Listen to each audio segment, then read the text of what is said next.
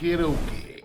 It's been a little bit of time since I've done the full-on story time element of things, and here we go, a little update on Italy. I know when I started this, I was very clear that starting this now, because this is clearly a process that you don't typically get when you are watching, Gina move to some little town in Puglia and buy her, $50,000 condo on the ocean, and she shows you how she's renovating it and so forth. You just see that, wow, they're there and they're doing it.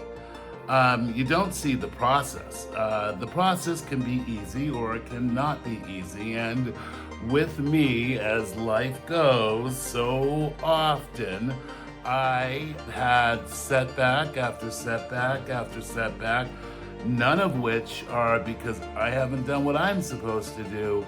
But I did buy an auction property, and this is probably really, really freaking important that people understand when they buy an auction property, because I didn't understand.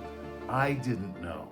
I've got 30 years of real estate plus under my belt, and I thought, oh, well, I've been around the block. I can tell what's going on. But Italy is quite different. And so there was somebody in my property. When I first bought it, I was told by the translator gal who kind of managed so much of the stuff for me. She was great, Giovanna. And I was told by her that, yes, this property is occupied, but they will have to be out, and that the court delegate who is involved in this said, there's not a lot of furniture in there, they've kind of known this was coming, and it should be at most maybe 3 months before they're out. Not in my case. So I am, to be clear, buying a significant amount of equity with this purchase.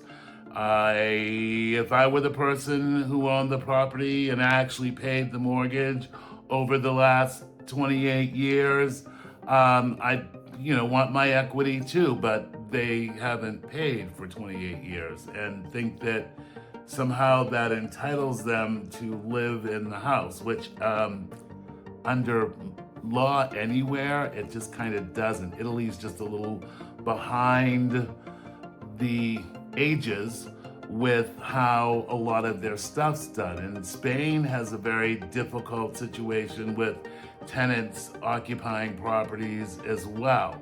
There's a certain point in time when you've been foreclosed on and your property has been to auction 28 times that you kind of have to realize this is gonna go away for me and I'm gonna have to leave. Well, my guy doesn't want to have to leave. I've told you in other videos that maybe we can post up here if I can figure out how to connect video to video to video.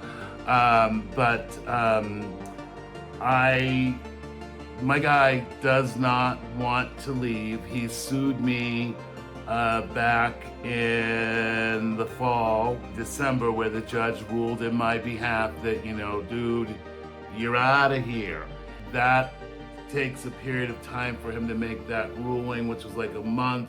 And then in the meantime, they brought another interruption, and then they dropped it. Recently, they decided they are suing the court delegate, who is the person who actually makes sure that the property is kept in reasonable condition to what it was found in initially. They make regular visits to the property, and then they have to post the property for sale in a proper way in the different auction sites, because The bank that is actually in the foreclosure action is responsible to sell it through an auction, which, you learn this stuff as you go, and then all of a sudden you're like, oh, okay.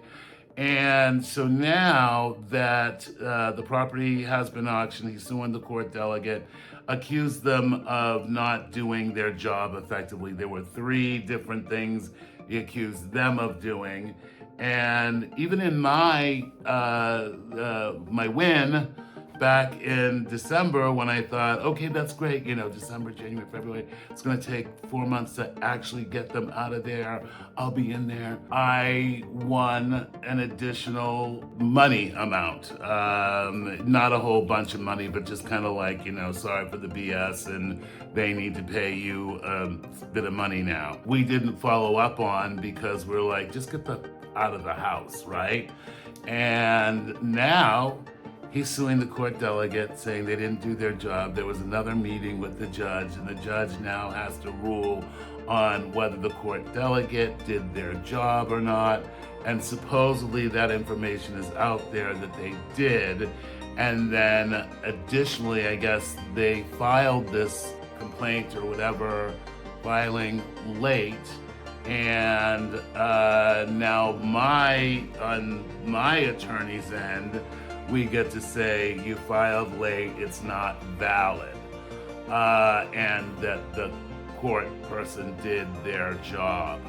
I can't imagine that this judge hasn't just had it with this person by now, but apparently they know how to play the game till the end. It's like Words with Friends when you're like battling somebody who just always is like not gonna let you get that triple letter word, So now there's another hearing for this matter that is scheduled for July 8th, I believe.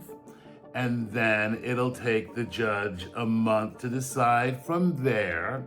And then we'll be into August. In August, in Italy, the courts take the month of August off. So assuming it goes my way, then they would have September, October, and November to get out, and like kind of nicely, if you can say that. And then if they want to get out nasty, it's December or November, December, and January before I see my freaking house, where my money's over there just sitting. And thank God, because with our economy and the moron running it, I'm at least got that amount of money covered. So then it would be like a January, worst case, a January, get the keys in January. And then I can start doing the renovations that I'm gonna need to do to this place for me to enjoy it. But I've come up with a little plan, because I'm not exactly excited to be doing, really nothing in the interim. And I have stumbled upon the lovely country of Japan. They have what they call Akiya houses. No, you don't get them in a box and build them yourself on your front lawn or in your kitchen. These are vacant homes that the country is just riddled with through the older society aging out and the younger people wanting to go to the city and work in the city. And they have like 11 million, I said 11 million houses that are vacant there. And they're not, it's interesting because they're not priced based on the comps, so to speak. These people they also have a 50% high, 55%, I guess, is the highest inheritance tax that they have. So these more rural homes, some by the beach, are available to be purchased at significantly under market prices because the people who own them or have died off and have just gone, and now it's with the city, the local government, the prefecture, like their states. They have to get rid of these houses. There's been so many that have been sitting for like a decade that have absolutely fallen apart. Then they pose a risk to the next house next to them, and it creates problems. So these prices range, they're all over the place. And once these are fixed up, then you're at market value again. Whatever that is, if you're, pardon me, whatever that is, if you're not forced to sell it.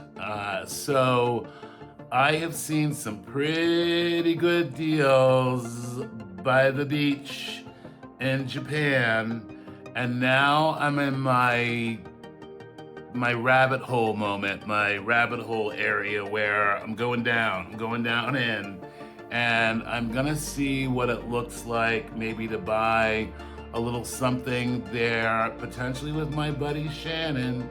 Dr. Shannon is kind of thinking that sounds kind of cool to have us have a place, and it wouldn't necessarily be a, super big money-making venture, but to have a place in Japan to go to and to have some fun doing some renovations, sip a cocktail by the beach with my buddy or alone, or tell my friends, hey, you want to go to Japan? I got a place over there, just do something nice. I don't know, leave it better than you found it.